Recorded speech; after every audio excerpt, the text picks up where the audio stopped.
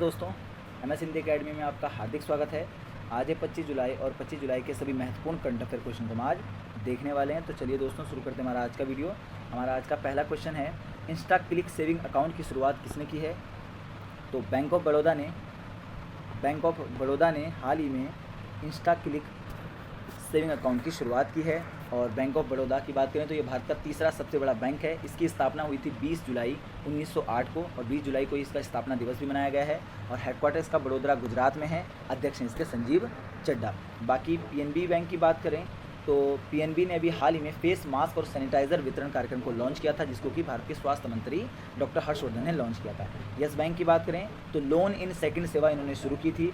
और Airtel payment bank क्यों news में रहा था? क्योंकि एयरटेल पेमेंट बैंक ने नेशनल स्किल डेवलपमेंट कॉरपोरेशन यानी कि NSDC के साथ skill to train the youth in rural India नाम से एक समझौता कर लिया है ग्रामीण क्षेत्रों में युवाओं को कौशल विकास प्रदान करने के लिए। ठीक है, तो ये आप ध्यान रखिएगा। अगले क्वेश्चन की तरफ हम बढ़ते हैं।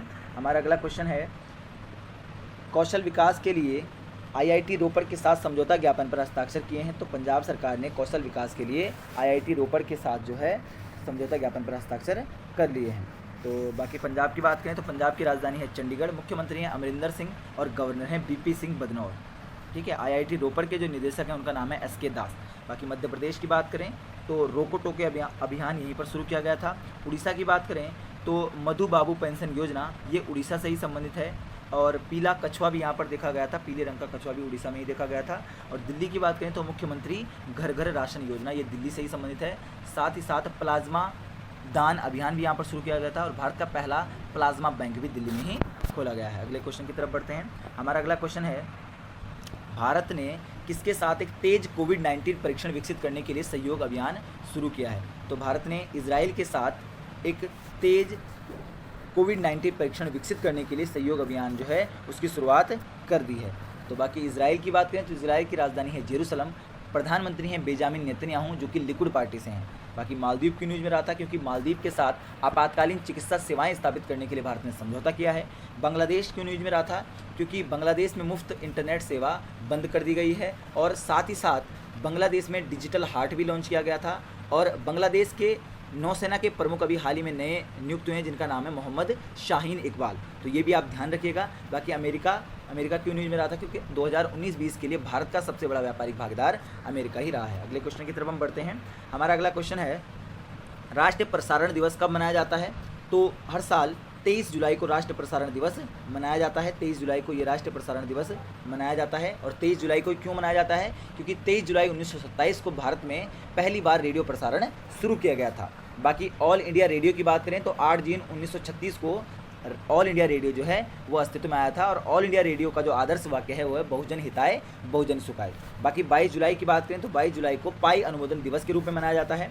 15 जुलाई को विश्व युवा कौशल दिवस के रूप में मनाया जाता है। और 4 जुलाई को अंतर्राष्ट्रीय सहकारिता दिवस के रूप में मनाया जाता है। इतना आप ध्यान रखिएगा। अगले क्वेश्चन की तरफ बढ़ते हैं। हमारा अगला क्वेश्चन है, भारतीय नौसेना का सबसे बड़ा सौर ऊर्जा संयंत्र कहाँ स्थापित किया गया है? तो एजिमाला में भारतीय नौसेना का सबसे बड़ा सौर ऊर्जा संयंत्र स्थापित किया गया है।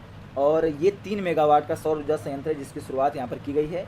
और 2022 तक इसमें 100 गीगावाट सौर ऊर्जा का लक्ष्य भी रखा गया। बाकी नेल्लोर की बात करें तो कृष्णापट्टनम पोर्ट कंपनी लिमिटेड का अधिग्रहण जो है वो Adani ports and special economic zone limited ने कर लिया है। और ये जो कृष्णापट्टनम पोर्ट कंपनी लिमिटेड है ये नेल्लोर आंध्र प्रदेश में स्थित है। बाकी काकरापाड़ा की बात करें तो काकरापाड़ा गुजरात में है। और परमाणु ऊर्जा की तीसरी इकाई काकरापाड़ा परमाणु ऊर्जा की जो तीसरी इकाई है उसमें पहली बार क्रांतिकता यानी कि क्रिटिकलिटी जो है उसको प्राप्त किया है। क्रिटिकलिटी क्या होता है? तो क्रांतिकता से जो आशय है वो है ऊर्जा संयंत्रों में पहली बार नियंत्रित व स्वसंधारित नाभिकीय विखंडन यदि होता है तो उसे ही हम क्रिटिकलिटी यानी कि क्रांतिकता कहते हैं। अगले क्वेश्चन की तरफ बढ़ते हैं। हमारा अगला क्वेश्चन है, अमेरिका भारत व्यापार परिषद द्वारा आयोजित इंडिया आइडियाज़ समिट को किसने संबोधित किया है? तो भारत के प्रधानमंत्री माननीय श्री नरेंद्र मोदी जी ने इसको संबोधित किया है।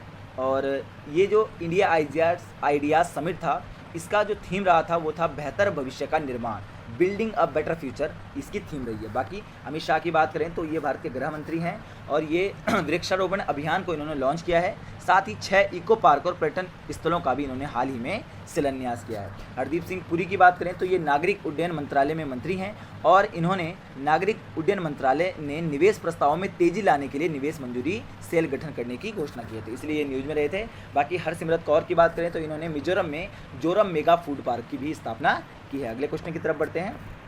हमारा अगला क्वेश्चन है अंतर्राष्ट्रीय सौर गठबंधन के समझौते पर किसने हस्ताक्षर किए हैं? तो निकारागुआ जो है वो 87वां सदस्य बन गया है जिसने अंतर्राष्ट्रीय सौर गठबंधन के समझौते पर हस्ताक्षर किए हैं। और अंतर्राष्ट्रीय सौर गठबंधन की बात करें तो इसकी स्थापना हुई थी 30 नवंबर 2015 को। हेडक्वार्टर इसका गुरुग्राम हरियाणा भारत में है और निदेशक हैं इसके उपेंद्र त्रिपाठी। बाकी तुर्कमेनिस्तान क्यों न्यूज़ में रहा था? क्योंकि तुर्कमेनिस्तान में विधु नायर जो हैं भारत के राजदूत बने हैं और ऑब्जर्वर स्टेटस भी वर्ल्ड ट्रेड ऑर्गेनाइजेशन के विश्व व्यापार संघ में ऑब्जर्वर स्टेटस तुर्कमेनिस्तान को प्रदान किया गया है। अफगानिस्तान क्यों न्यूज़ में रहा था? क्योंकि अफगानिस्तान में भारत के जो राजदूत हैं वो रुदेंद्र टंडन नियुक्त अभी हाल ही में हुए थे। और ब्रिटेन में जो भारत के उच्चायुक्त हैं वो हैं गायत्री कुमार। अगले क्वेश्चन की तरफ बढ़ते हैं। हमारा अगला क्वेश्चन है एसोचैम ने इलनेस टू वेलनेस पहल के लिए किसके साथ समझौता कर लिया है? तो एसोचैम ने सेवलॉन के साथ इलनेस टू वेलनेस पहल के लिए समझौता कर लिया है। अगले क्वेश्चन की तरफ बढ़ते हैं। हमारा अगला क्वेश्चन है अमूल ने किस राज्य के महिला स्वयं सहायता समूह की मदद के लिए समझौता किया है? तो अमूल ने आंध्र प्रदेश राज्य के महिला स्वयं सहायता समूह की मदद के लिए समझौता किया है। अमूल की बात करें तो इसकी स्थापना हुई थी 1946 में। हेडक्वार्टर इसका आनंद गुजरात भारत में है और इसके जो प्रमुख व्यक्ति हैं भारत में वो है RS सोडी। इतना आप ध्यान रखिएगा।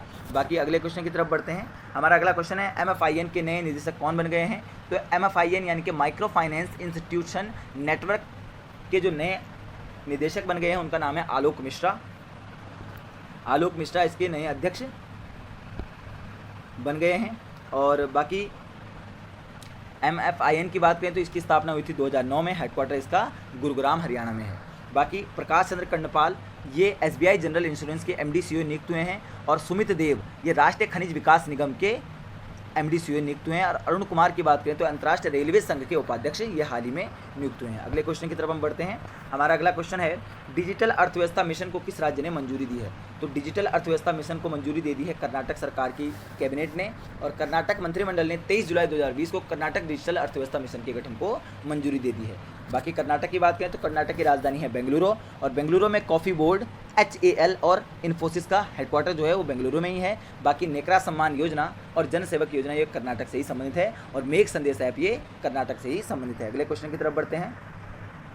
हमारा अगला क्वेश्चन है तिलारी वन्यजीव गलियारा को तिलारी संरक्षण रिजर्व घोषित किया गया है या किस राज्य में है? तो ये जो है ये महाराष्ट्र राज्य में है और महाराष्ट्र राज्य के सिंधुदुर्ग जिले में स्थित डोंगामर्ग वन क्षेत्र के 25.53 वर्ग किलोमीटर क्षेत्र को तिलारी संरक्षण रिजर्व घोषित किया गया है। महाराष्ट्र की बात करें तो महाराष्ट्र की राजधानी है मुंबई और मुंबई में ही योटो NMI डेटा सेंटर का उद्घाटन किया गया था जो भारत का सबसे बड़ा और एशिया का दूसरा सबसे बड़ा डेटा सेंटर है। बाकी प्रोजेक्ट प्लेटिना ये महाराष्ट्र से संबंधित है। Health service on your door step ये महाराष्ट्र ने ही शुरू की थी और महारोजगार पोर्टल ये भी महाराष्ट्र से ही संबंधित है और मुफ्त स्वास्थ्य बीमा प्रदान करने वाला पहला राज्य भी महाराष्ट्र ही बना था।